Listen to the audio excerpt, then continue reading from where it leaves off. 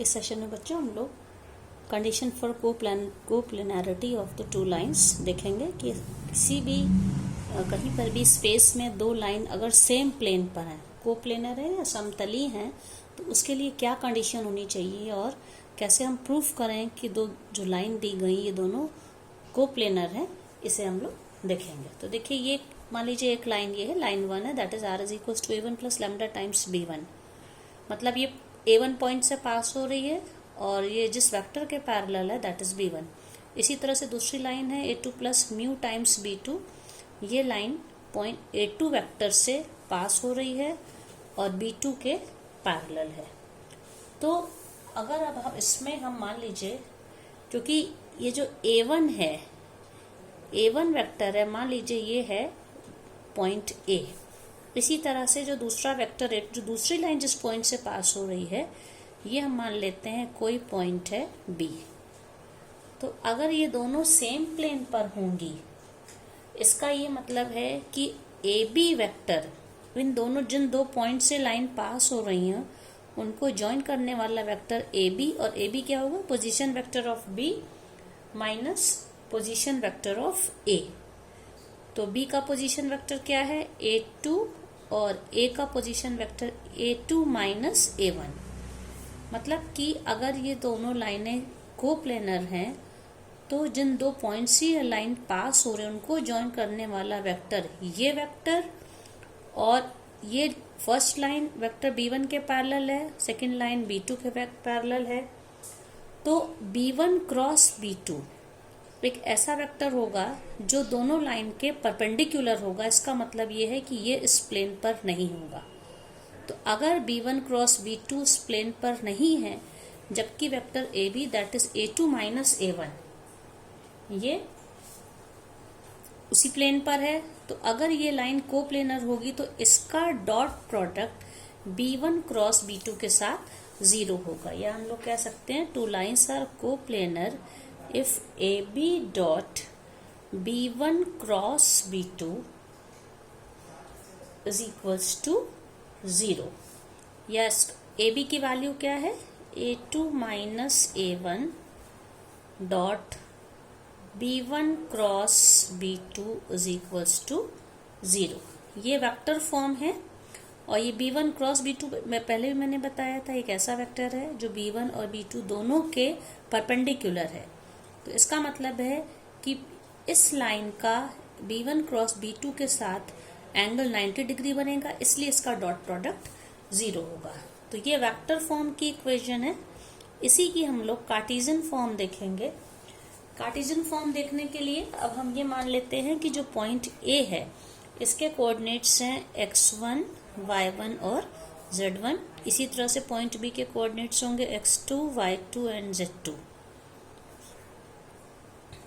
इसी तरह से वेक्टर B1 है, उसके डायरेक्शन रेशियोज क्या होंगे? A1, B1 and C1। और दूसरा वेक्टर है B2, उसके डायरेक्शन रेशियोज क्या हो जाएंगे? A2, B2 and C2।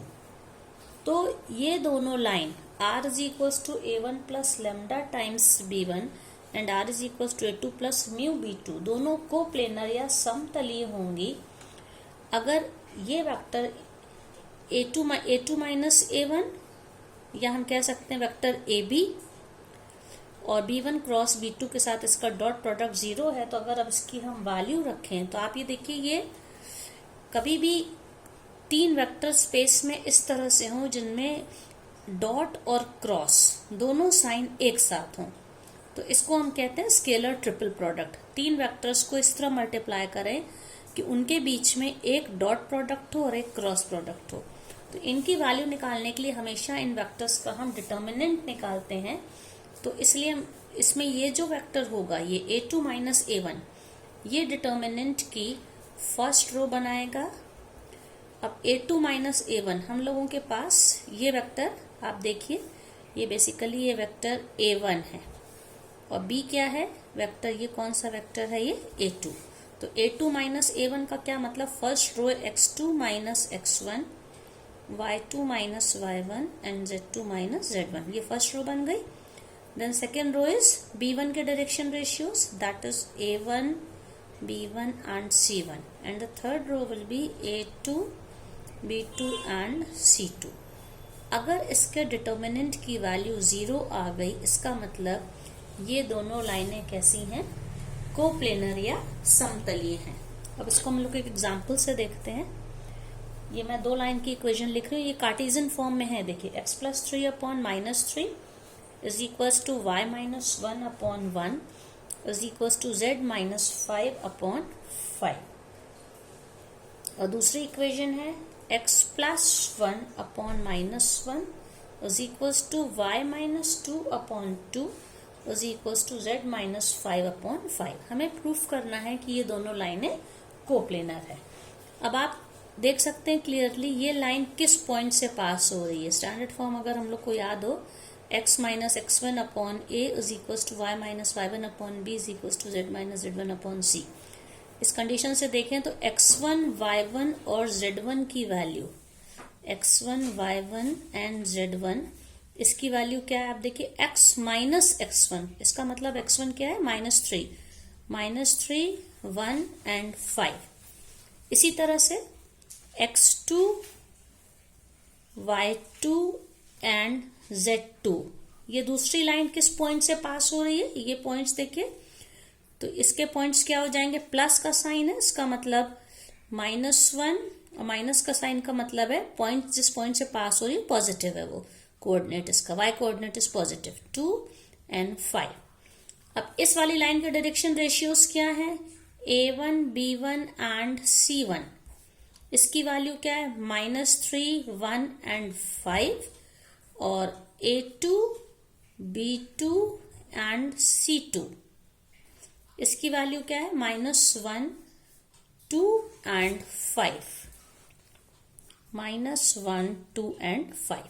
हमारे पास सारी वैल्यूज हो गई हैं। अब हम कोप्लेनैरिटी की कंडीशन को अगर हम डिटर्मिनेंट फॉर्म में लिखें तो फर्स्ट रो क्या है बच्चों? आप देखिए x2 - x1, x2 - x1 का ये मतलब है -1 माइनस विद -3, तो क्या हो जाएगा? -1 + 3, ठीक है, ये -1 + 3, तो ये क्या हो जाएगा?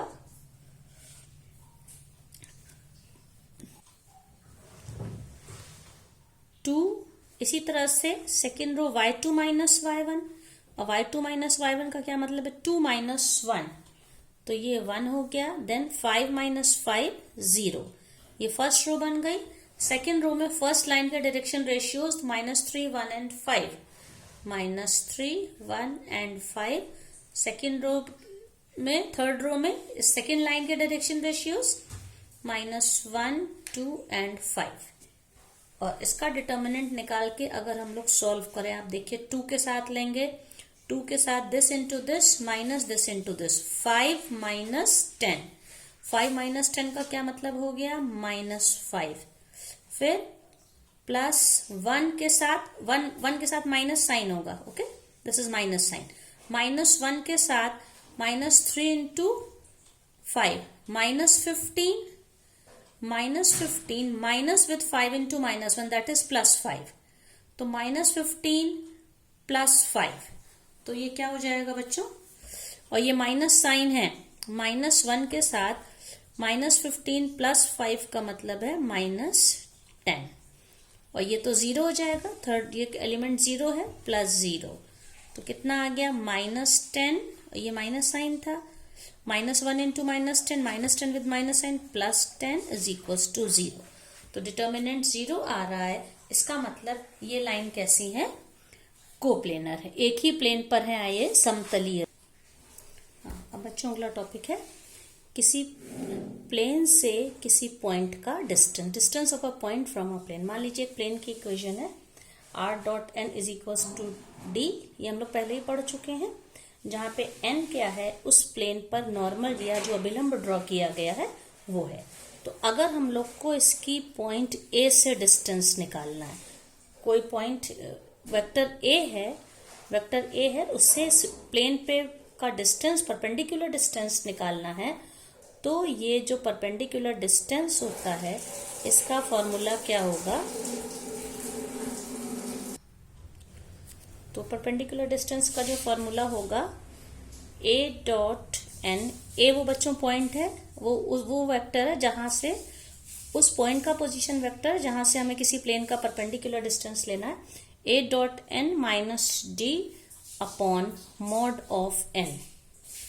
अब इसी, ये वेक्टर फॉर्म है, अगर इसी में अगर हमको ओरिजिन से, ठीक है, हमको अगर डिस्टेंस फ्रॉम ओरिजिन लेना, मूल बिंदु से दूरी लेनी हो, तो ये क्या हो जाएगा, तब ये डिस्टेंस क्या हो जाएगा, क्योंकि ए ये वैल्यू 0 हो गई, 0 इंटू दिस वैल्यू 0, तो हम लोग का सिर्फ ये हिस्सा बचेगा, इसका मॉड लेंगे तो d upon n, because vector a is 0।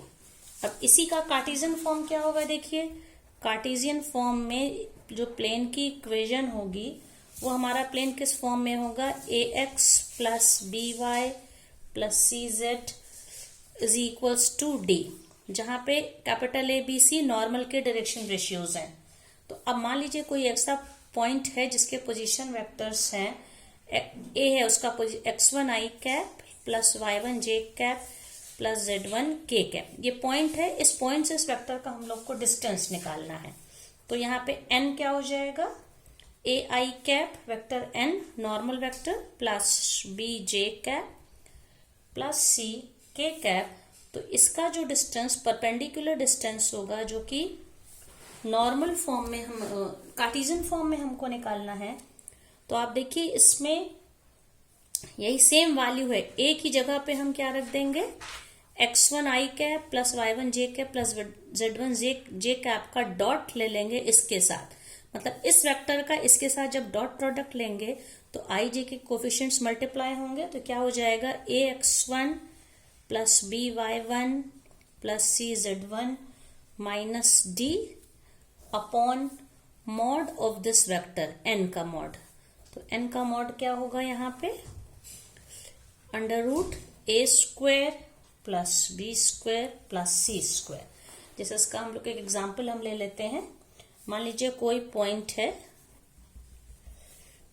2 5 minus 3, इस पॉइंट का अब प्लेन क्या दिया हुआ है, r dot 6 i cap minus 3 j cap plus 2 k cap is equals to 4 से इस प्लेन से इस पॉइंट का परपेंडिकुलर डिस्टेंस निकालना है।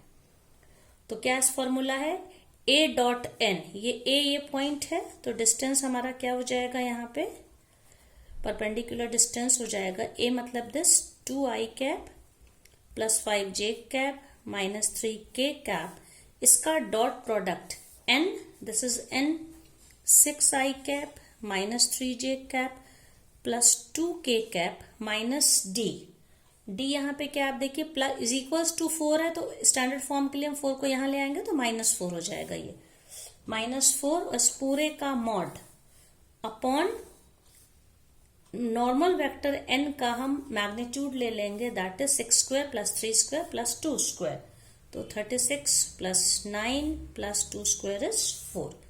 तो ये वैल्यू ओवरऑल वैल्यू सॉल्व करने में 2 into 6 12, 5 into minus 3 minus 15, minus 3 into 2 minus 6 and minus 4 upon ये क्या है 49, स्क्वायर रूट ऑफ 49। तो ये वैल्यू क्या हो जाएगी सॉल्व करने पे, क्योंकि इसका मॉड लेना है, तो ओवरऑल वैल्यू आ जाएगी 13/7। तो इस पॉइंट से इस प्लेन का ये डिस्टेंस हो जाएगा।